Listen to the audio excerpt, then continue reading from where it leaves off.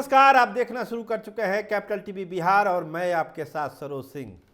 देखिए, बहुत सारी टिकटों का बंटवारा हो रहा है। उम्मीदवार अपने सिंबल लेके जा रहे हैं चुनावी अखाड़े में, लेकिन जो सबसे बड़ा अखाड़ा अब सामने आया है वो है बांका का कि क्या बांका में यादवी घमासान होगा या नीतीश कुमार अति पिछड़ा कार्ड खेलेंगे। इसके अलावा लालू की दोनों बेटियां रोहिणी आचार्य और मीसा भारती चुनावी अखाड़े में कूदने वाली है। कहा जा रहा है तेज प्रताप भी लाइन में है।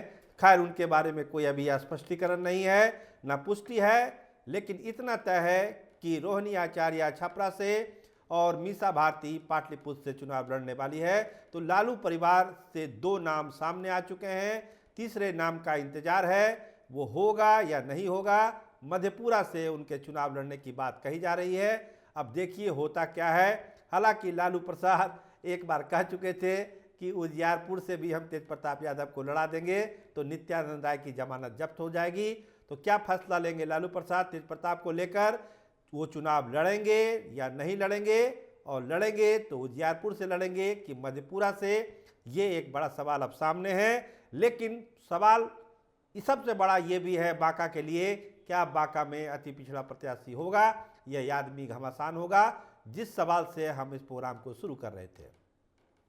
तो जानिए, जयप्रकाश यादव को आरजेडी का सिंबल मिल गया। काफी कसमकस के बाद कहा जा रहा था कि जयप्रकाश यादव लालू प्रसाद के खेमे के हैं और तेजस्वी यादव नहीं चाहते कि जयप्रकाश यादव को कंटिन्यू किया जाए, बांका का चुनाव में उनको उतारा जाए।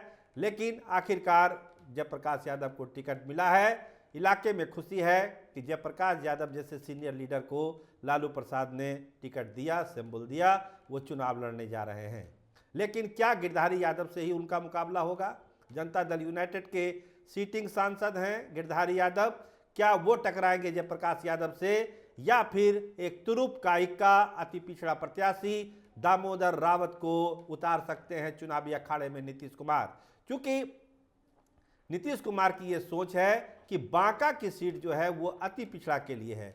कहा जाता है कि वहाँ यादव और राजपूत ही जीतते हैं, लेकिन अपना जो एनालिसिस है नीतीश कुमार का, एक बार वो प्रयोग कर चुके हैं, दामोदर जी को चुनाव वहाँ लड़ा भी चुके हैं। लेकिन आज की तारीख में स्थिति परिस्थिति बदली हुई है कि यादव वर्सेस यादव हो या फिर अति पिछड़ा दामोदर जी को वहाँ उतार दिया जाए, क्योंकि भाजपा के साथ जो तालमेल है उसके बाद उनको लगता है कि वो सीट जनता दल यूनाइटेड निकाल सकता है। तो क्या दामोदर जी को वो टिकट मिलेगा? देखिए, अभी तक कहा जा रहा था कि जो मंत्रिमंडल बना है बिहार में उसमें दामोदर राउत को जगह दी जाएगी, लेकिन उसमें भी उनको जगह नहीं मिली। नीतीश कुमार के बहुत खासम खास हैं और जो सीट है अगर वो अति पिछड़ा के लिए ये मानी जा रही है तो दामोदर राउत का दावा वहाँ पर सबसे मजबूत है। और जो सोर्स हैं वो बताते हैं कि नीतीश कुमार बांका में अति पिछड़ा कार्ड खेल सकते हैं और वो चेहरा होगा दामोदर रावत का। तो देखिए, मुकाबला जबरदस्त होगा अगर जयप्रकाश यादव वर्सेस दामोदर रावत की लड़ाई बांका के रणभूमि में होती है। अब बात कर लीजिए बक्सर की, तो बक्सर से भी सुधाकर सिंह का नाम फाइनल हो चुका है और आरजेडी के टिकट से वो वहाँ मुकाबला करेंगे। देखिए, एक कहानी है सुधाकर सिंह को लेके।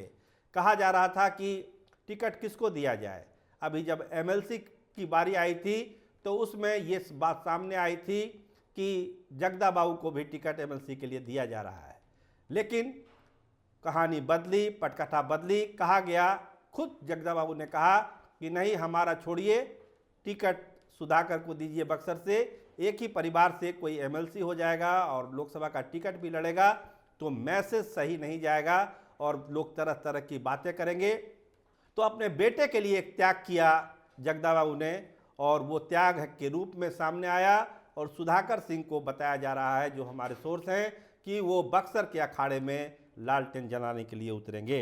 इसके अलावा वैशाली से मुन्ना शुक्ला का नाम अब काफ़ी मजबूत हो चुका है। सिंबल किसी भी पल किसी भी समय उनको मिल सकता है। हो सकता है आज जब आपसे बात कर रहे हैं तो आज ही उनको सिंबल दिया जा सकता है। तो बक्सर से भी लाइनअप तैयार है, वैशाली से भी तैयार है, और जो दोनों बेटियां हैं लालू प्रसाद की वो भी मुस्तैदी से चुनावी अखाड़े में उतरने की तैयारी कर रही है।